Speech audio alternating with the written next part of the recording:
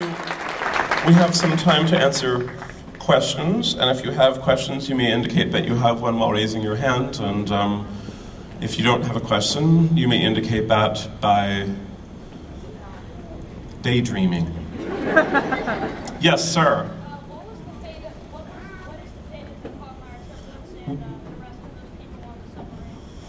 I'm going to repeat your question so that I can stall while composing an answer. What is the fate, this young man asks, of the Quagmire triplets and of all the other people on the submarine? What is all of our fates, really?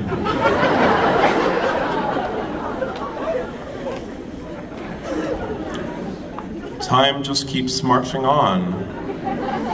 And eventually, even such beautiful structures as a submarine or this library succumb to the march of time, and all of the people in them are nothing more than dust in our hands. Yes, ma'am? Do you have an eye-shaped tattoo on your heel? What does it look like? Do I have an eye-shaped tattoo on my heel? This woman asks, and what does it look like? Well, I would like to say that I'm happily married and that I don't expose parts of my skin to women I don't know. Yes, in the hat. What's in the sugar bowl?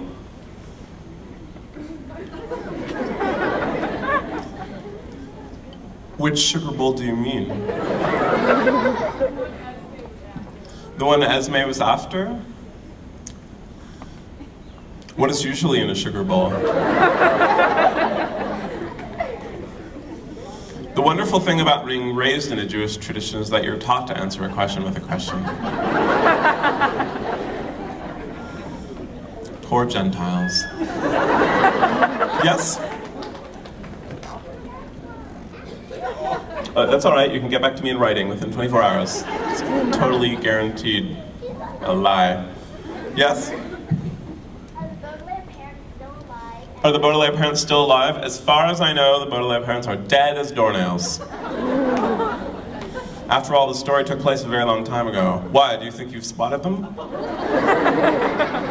No? This woman you're with, your wife, I'm guessing, keeps pointing at me. I don't really know what that means. I won't point back, though, due to my marriage, as I was discussing earlier. Yes, sir?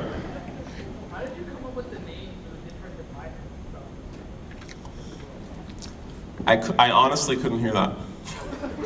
Shout it. How did you come up with the names of the stuff in the book? How did I come up with the names of the stuff in the book? I'm assuming you don't think, that I could give some kind of smart answer, like that they were written in English. But most of the names come from other books that I've read and appreciated. And I could tell that didn't please you either. There's a woman here in the front who does a lot of pointing. Perhaps the two of you could go get some ice cream later. Yes, ma'am, in the aisle. You seem frantic. Are you on fire? How did you get the idea of writing the books? How did I get the idea of writing the books? I thought, what is a terrible thing that could happen? And then what terrible thing would happen next?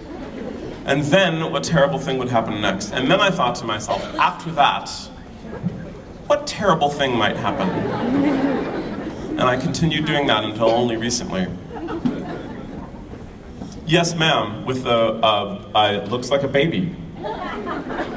It is a baby. What terrible thing are you writing next? What terrible thing am I writing next? Right now I'm writing a terrible thing for adults concerning pirates. But before that, there's a terrible Christmas story, as there was a terrible Christmas story last year that will come out under the name of Mr. Snicket. I also have been on the road for quite some time. I hope to return to Cincinnati in the symphonic sense, in collaboration with a man named Nathaniel Stuckey. I have written a piece called "The Composer is Dead." for narrator and orchestra, not like Peter and the Wolf, which has been performed by many orchestras, and I hope that the Cincinnati Orchestra, if they would like to depress people, which classical musicians usually like to do, they might like to do that, and I could return to Cincinnati. Yes, ma'am, who's been hopping for quite some time. What is my favorite book that I've written? I think they're all terrible. All of them. That's about a 16-way tie for last. Yes, ma'am, in the disco ball blouse.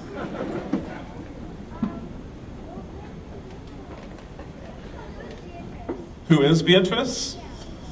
She is the woman to whom all of the books are dedicated.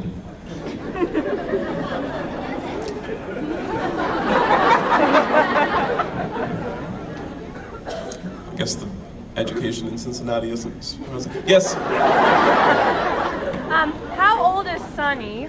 How old is Sonny? Well, it's interesting that you would bring that up, because when I first started writing about Sonny, I didn't know any babies. I only knew them from a distance. Now I've had a baby of my own. Oh, thank you, ma'am. But I wasn't the one who had to push the baby out. Wow, you'll never believe where they come out either. So I didn't know very many babies. And I didn't even know them at a distance. I didn't really know anyone with a baby. I just would see them, sometimes, at the supermarket, being mad.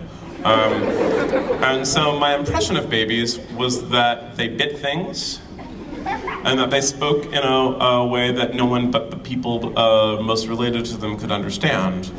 In a way that's not so different from being an adult. And not so long ago, I was in a bookstore in Oregon, and a woman had a baby, and she came up to me and she said, "I don't like Sonny. Sonny doesn't act like a baby at all." And then right away, the baby made a noise. And the woman said to the baby, "What, you want to go home?" And it was such a perfect way to insult that woman's idiotic statement. And I didn't have to do it myself, I just smiled. Yes, ma'am with the visible ribs. How did I come up with the characters' names? Well, it is my hope that the Baudelaire orphans are distantly related to Charles Baudelaire, who was a poet. You can also find his work here at the main branch of the library. I checked. He wrote a book called The Flowers of Evil, which I wholeheartedly recommend, because it is, it's full of interesting things that some people would say perhaps you're too young to read about, but you won't be caught because you will be reading a book of poetry, and everyone will be so proud of you that they won't care what's in the poetry itself. This is also why I get dressed up. I learned at an early age that if you get dressed up, people will let you do anything. Yes, sir, on the aisle. No, you, looking around frantically, hoping it wasn't you after all. What motivates you to write each day? What motivates me to write each day? That's an interesting question. And you're a ventriloquist.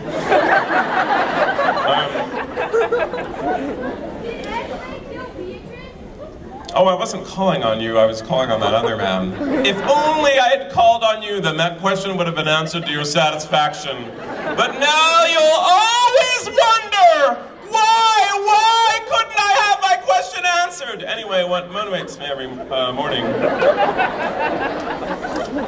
is that I really, I'm curious to see what will happen next in a story that I'm at work on. It's pretty easy for me to write. It's, also I have a small child now, so I am up anyway. Once one is up anyway and when you can't go back to bed, it's very difficult. You have to wait all day long to go back to bed. Even if you think in the back of your head, all right, I just have to get through breakfast, then a morning, then lunch, then an afternoon, then dinner, then I have to do some more things, and then finally I can get back in bed. Even then, you have to stay up that whole time. All right, I think we have time for one more question, and then I will be here at this table, and you can ask me the questions individually. Oh, yes, you, because you were nervous before. Yes. What's my favorite paint? My favorite page? My favorite page. I awfully like page 1 of Lolita by Vladimir Nabokov.